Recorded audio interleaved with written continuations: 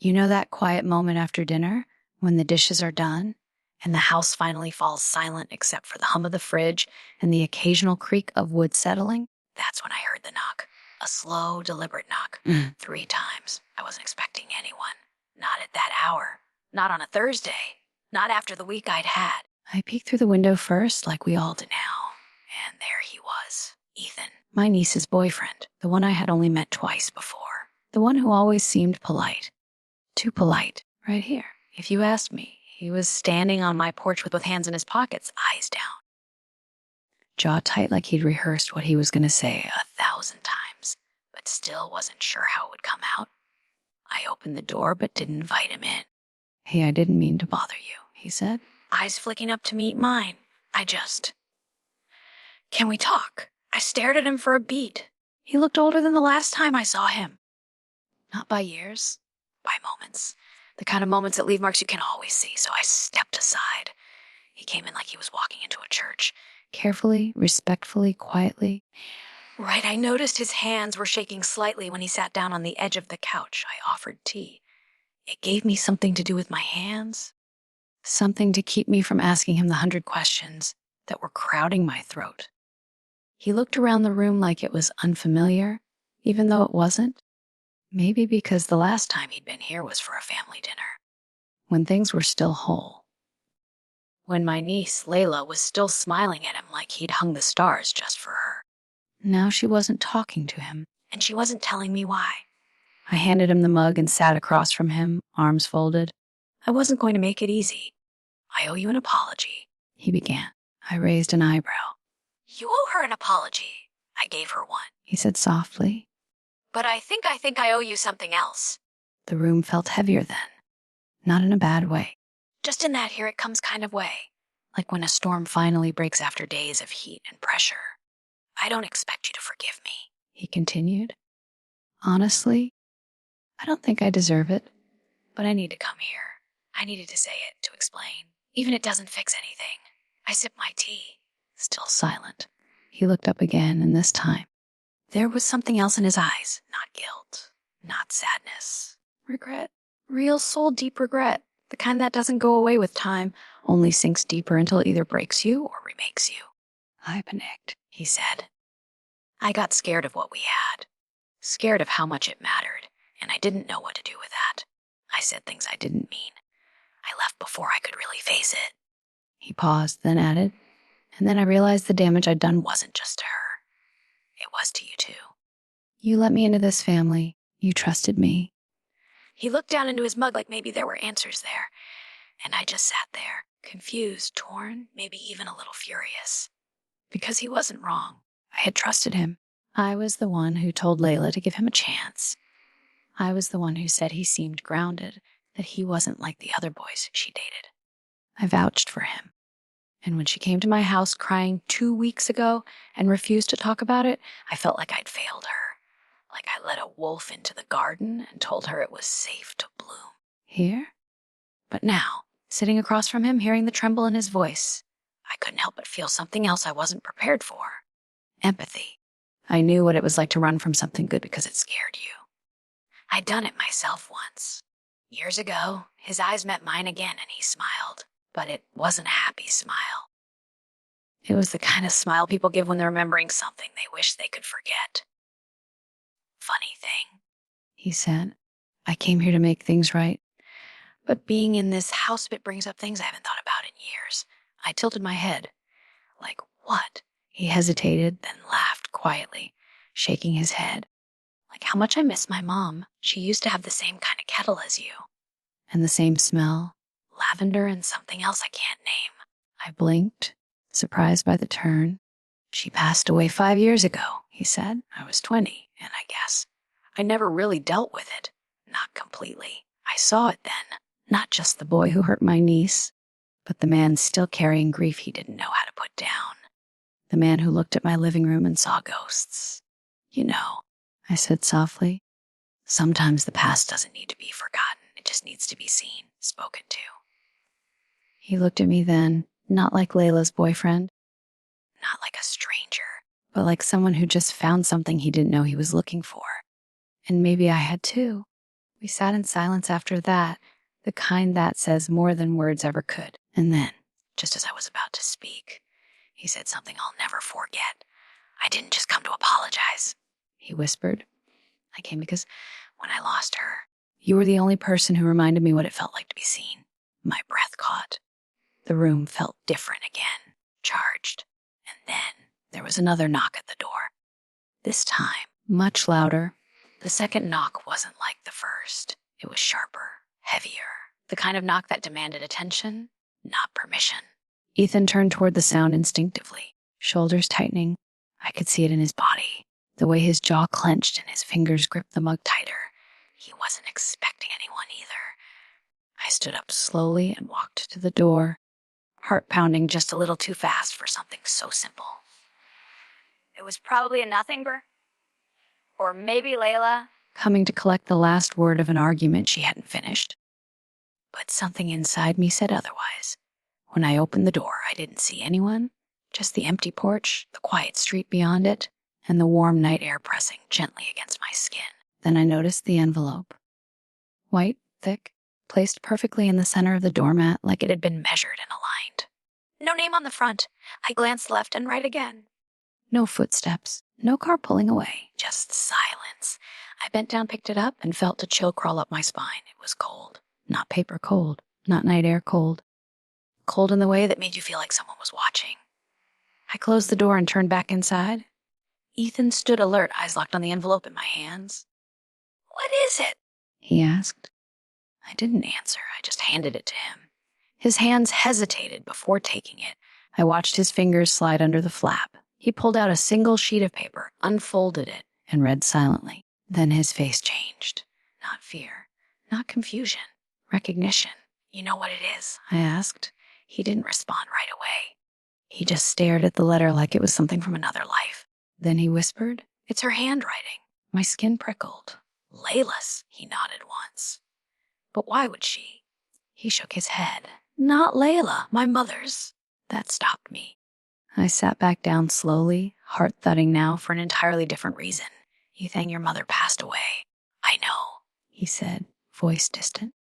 "Which is why I don't understand how I'm holding this right now."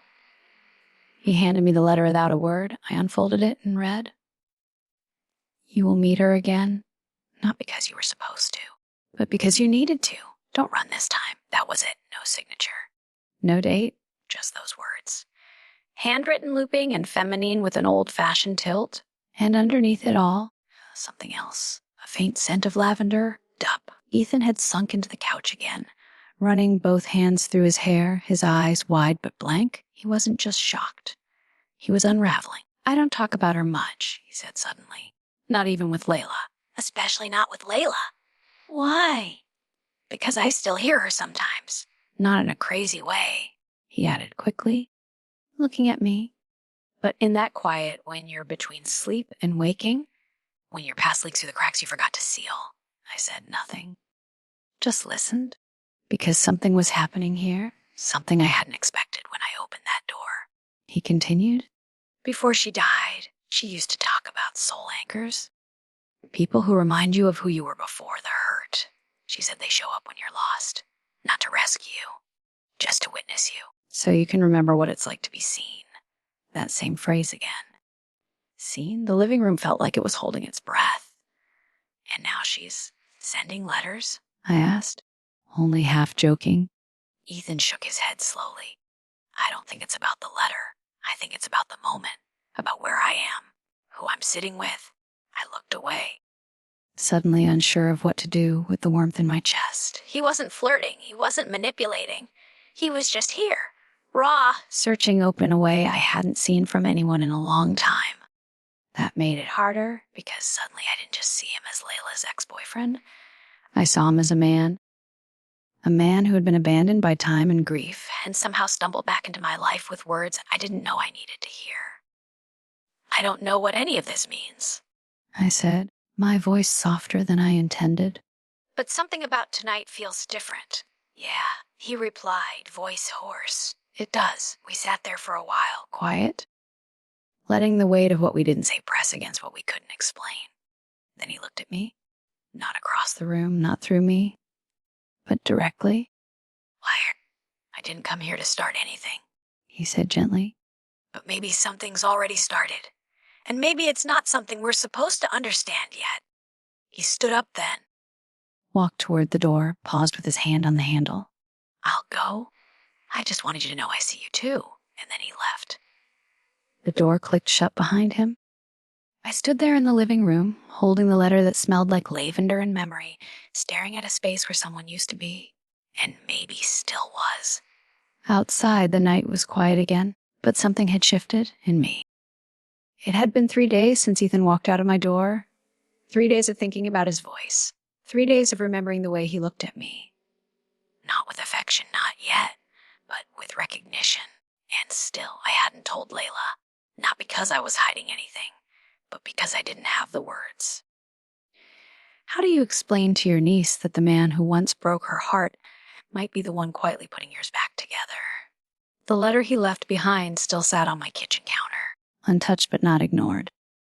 Every time I passed it, I caught the faintest whiff of lavender, and every time my heart clenched in ways I didn't expect. That night, the storm rolled in. Not a loud, angry one, but one of those slow, creeping thunderstorms, the kind that starts with tension in the air and a low rumble in the distance. The kind that feels like it's not just outside. It's in you. I lit a candle near the window and poured myself a glass of red wine, more for the comfort of it than the taste. I stood barefoot on the wooden floor, wrapped in a long gray cardigan, watching the trees sway as the sky turned to bruised velvet. And then, another knock. I didn't move right away. This time, I knew. I opened the door slowly. Ethan stood there again, his hair damp from the rain, jacket clinging to his shoulders, eyes darker than I remembered. He didn't say anything, just held out something in his hand. Another envelope. No words. Just that look again. I took it. Stepped aside. He came in quietly as if he belonged. I opened the envelope right there in front of him, unfolding the single page inside. Not everything you lost was meant to stay gone. Some things return when you're ready to hold them again. No name, but the same handwriting, the same ghost scent of lavender. I looked at him, heart pounding. She used to write me notes like that, he said, voice low. Hide them in my lunchbox, my coat pocket. She believed people needed reminders that their pain wasn't permanent. Why now? I asked. Why me? He sat down on the edge of the couch like he had the first night. But this time, he leaned forward, elbows on his knees, eyes never leaving mine. Because the night I broke up with Layla, I wanted to run. He paused, but not from her. From everything. From the guilt of not feeling ready, from being compared to her father, from feeling like I didn't belong anywhere. I stayed silent. And then I saw you that night at the family dinner. You were the only one who looked me in the eyes like you saw I wasn't okay, and I hated you for it. That made me laugh softly. Thanks. He smiled too, but it faded just as quickly. But then, after it all fell apart, I kept thinking about that look, and how it reminded me of Mom when she used to sit with me during my worst nights. She never tried to fix me. She just let me feel. And now, I asked, he exhaled. Now I realized. I came here thinking I owed you an apology. But what I didn't realize was, you were the one thing I'd been trying not to remember, because remembering you meant remembering the parts of me I gave up too soon. The candle flickered. The rain tapped lightly on the windows like fingers. Something inside me loosened. A truth I had buried under years of polite smiles and unspoken things. I know what that's like, I said. To bury parts of yourself, to live in survival mode. I did it after I left my ex. Everyone thought I was strong, but I was just numb. He looked at me differently then. Not like Layla's aunt, not like someone older or wiser, but like someone real. Someone seen? We sat there in the hush between thunder, sipping silence like wine. And then he stood and walked toward the window. The candlelight danced across his face, casting shadows under his cheekbones, softening his jaw. I'm not here to start something, he repeated. But if something is already starting, I won't run from it this time. My chest tightened. I'm scared, I admitted. So am I, he said. But maybe that means we're alive again. And then, without warning, the lights flickered and went out. The power was gone. Just the candle now, and the sound of rain. He turned slowly toward me. Do you have flashlights? In the cabinet under the sink, I said, voice barely above a whisper. He took a few steps, then stopped. Unless you want to just sit here, with the candle, like people used to do before they complicated everything. I stared at him. At the man who once been just a shadow in a memory, and now sat glowing softly in the room where I'd once sworn I'd never let anyone again. I nodded. He sat back down beside me, and we just stayed there. Two people who didn't plan to find comfort in each other. Two people who maybe, just maybe, were exactly what the other needed to remember what it felt like to be whole. The room was wrapped in shadow. Only the candle flickered now, its flancing on the edges of everything. My hands the line of his jaw, the paper thin distance between us. Rain painted the windows in soft, endless strokes like the night itself was listening. I hadn't spoken in minutes. Neither had he. But something was being said anyway. He sat beside me. Close. But not too close. The kind of close that asked permission with silence. That waited for you to feel it before it touched you. It's strange, I murmured. How quiet the world becomes when the power goes out. Like it's asking us to listen things we've ignored for too long. Ethan turned to me, his voice low. I've ignored a lot. Especially. I glanced at him. This feeling. He said, like, I'm not supposed to be anywhere else but here. There was no rush, no chase, no loud, heart-pounding moment. Just the itching realization that something intimate was unfolding between two people who hadn't meant to find each other. But there was something else in the room, too. Something I hadn't named. Air. Pressure? Like the air had thickened. Like time was bending gently inward. Then he asked me something I didn't expect. Has anything weird happened here recently? He asked. I don't mean the letter.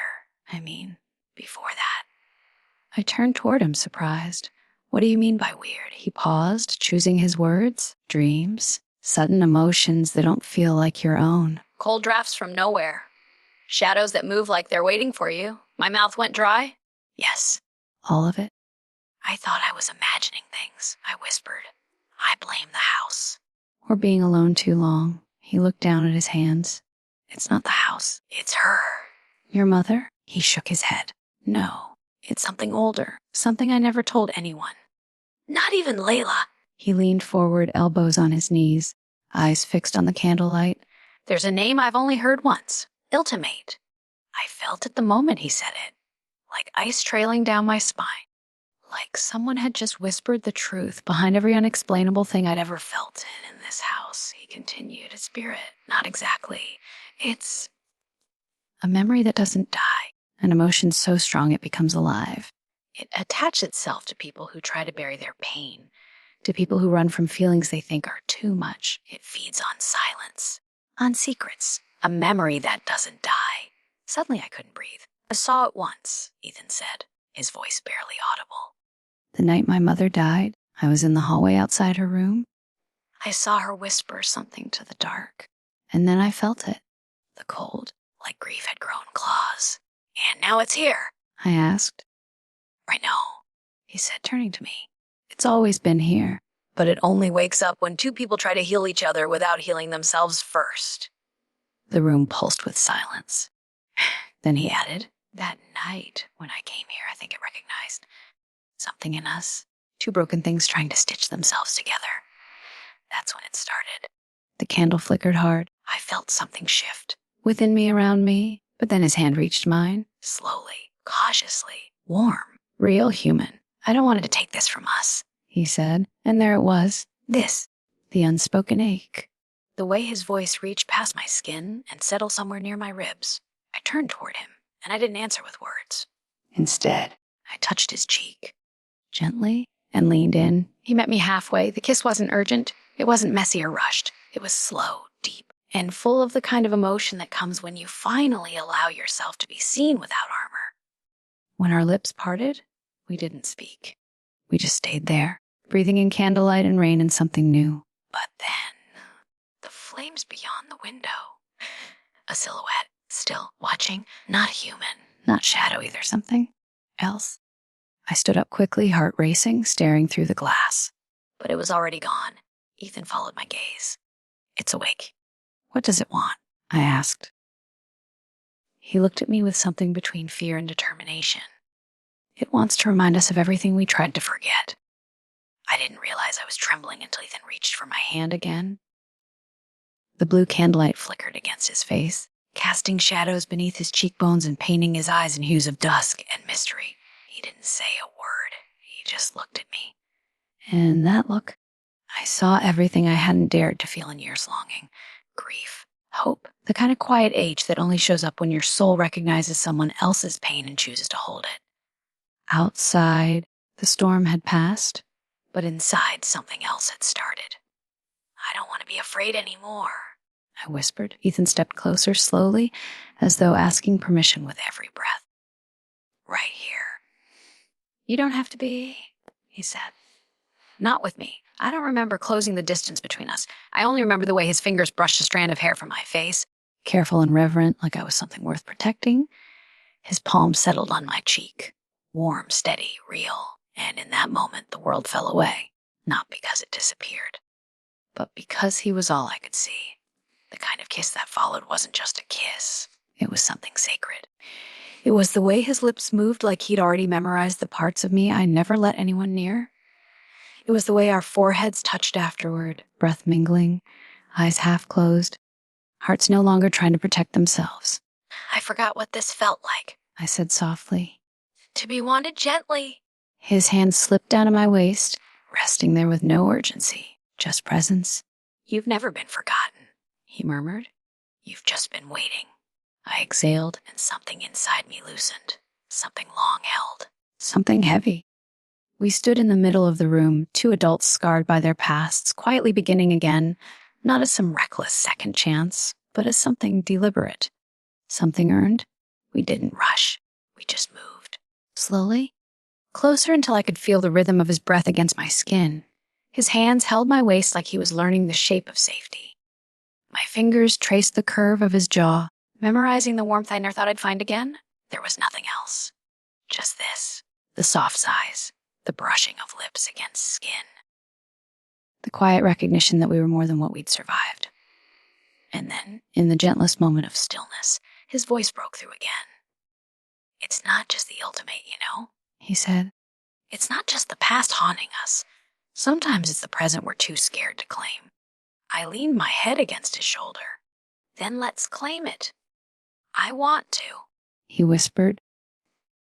With you. We held each other like a promise, and for the first time in years, I forgot what loneliness felt like. But just as the silence settled like silk across the room, the candle flame vanished, and with it the warmth. From the hallway, a soft creak echoed, then another, and then a whisper. Not ours, not human, but ancient, wet with sorrow, sweet with envy. Love does not belong to those who abandon it.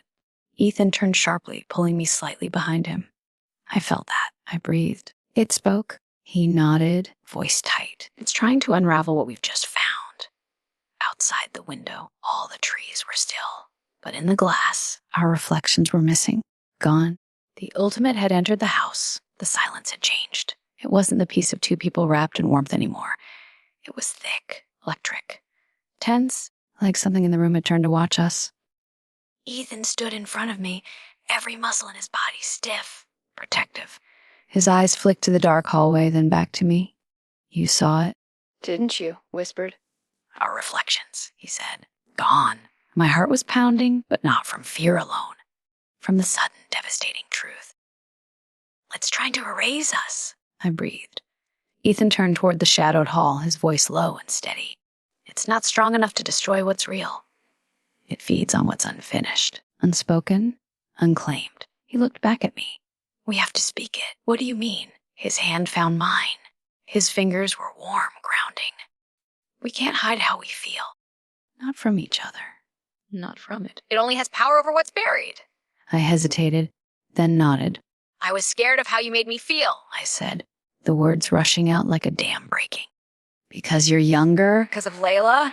Because I told myself I was done with love, that it was too late. But it isn't. Not if this is real. His voice cracked. It is. I took a breath. A deeper one than I'd taken in years. I want you to stay. Not because I'm afraid, but because I don't want to forget what this feels like. Not again. And as soon as I said it, something shifted in the air. A whisper rippled through the room. Dry, brittle, ancient. Then remember him as he was. And in a blink, Ethan disappeared. Gone. The candlelight flared back to life with a violent hiss. The house mooned, old wood bending under a pressure that wasn't physical. I stood frozen, panic rising like a tide. Ethan. A no answer. Only the faint echo of rain, long faded. I stumbled back toward the living room, calling his name louder now. But all I saw was the empty space where he'd stood. The candle still burning. And sound. Behind me. I turned. He stood at the end of the hallway now. But something was wrong. His face was younger. Much younger. Barely out of his teens. His eyes, unaware of me, distant. Lost. Like a memory pulled from a place I wasn't meant to see. Ethan, I whispered. He didn't respond. The ultimate wasn't just erasing him. It was reversing him. Pulling him back into who he was. Before he grew, before he healed, before he found me. I rushed forward. But my feet felt heavier with each step, like I was moving through water, the air thick with the scent of rain and lavender. Ethan, listen to me, I cried. You're not that boy anymore. You're with me. Still no response. I reached out and touched his arm. He flinched like he didn't know me. Tears stung my eyes. Please don't forget. I placed my hand over his heart. His chest rose and fell quickly, panic in his breath. I'm not afraid of your past, I said. I'm not afraid of your grief, your guilt, your age. I'm afraid of losing this, what we started. His eyes slowly, so slowly, met mine. And in that moment, I saw something flicker. Recognition. I leaned in close, my voice trembling. Come back to me. Then his hand moved. He reached for my cheek. And just like that, the light shattered through the hallway. The candle blew out again, this time not with fear, but release. I fell forward into his arms. He caught me. And it was him again, ground, whole, real. I heard you, he breathed, even when I couldn't move. I heard you. I held him tightly, forehead against his. It tried to break us before we could begin. But we began anyway, he said. A wind passed through the room, soft, no longer heavy, and for the first time since that night began, we were alone. Together. The ultimate had been pushed back. For now. But we both knew something else. This wasn't over. It had seen us. And it would return if we let fear bury what love had begun to reveal. But as we held each other in the dark, our breath calm and sensed, right, we knew. Love, when chosen in truth, was more powerful than memory. Weeks passed. The house no longer creaked with fear. The scent of lavender had faded into memory, no longer trailing behind in every room, and the blue candle sat untouched on the shelf, melted down to a stub, like a sealed chapter of something neither of us would forget. The intimate hadn't returned, but its presence left something behind, not fear, not danger, but clarity. Love was never supposed to be perfect, or convenient, or quiet. Sometimes it came in the form of someone unexpected, someone who knocked on your door one night and slowly reminded you of everything you thought you'd lost. And sometimes you said yes, even when it scared you. Especially then. I stood in the kitchen that morning, barefoot, wearing one of Ethan's shirts, humming to the sound of the kettle as it boiled. The sun spilled through the windows like it was blessing the walls, golden and soft. He walked in from the living room, hair messy, shirt wrinkled, eyes full of sleep. And something deeper. Contentment, his arms wrapped around my waist from behind, and I leaned back against him. I dreamed about you again, he whispered. What was I doing this time? I teased, smiling. You were laughing, he said, wearing this exact shirt. And you told me the past can stay where it is because we've finally chosen the future. I turned in his arms, looked up into the face of the man I once called my niece's boyfriend. Now, he was just mine. I'm not afraid of what we are anymore, I said. Me either. We kissed. Not with desperation, but with certainty, like we knew who we were, like we'd earned this. It was the kind of kiss that didn't need to prove anything. The kind of kiss that said we survived. I pulled back and rested my forehead against his. You know we'll still get stares, questions, maybe even anger. He nodded. Let them talk, and Layla. His eyes softened. We'll tell her everything, the truth, with respect, with love. Together, he smiled. Always, I smiled too, because I wasn't hiding anymore. Not from my past, not from his. and not from the way his hand fit perfectly in mine. Later that afternoon, we sat outside on the porch, drinking tea in silence, fingers laced. The wind was soft. The sky stretched endlessly. Ethan leaned toward me and whispered, "I think your house is finally at peace." I laughed. "So am I." And then, as we watched the sky turn golden, he kissed me again. Slow, unhurried, and this time, the wind didn't whisper, it simply passed us by.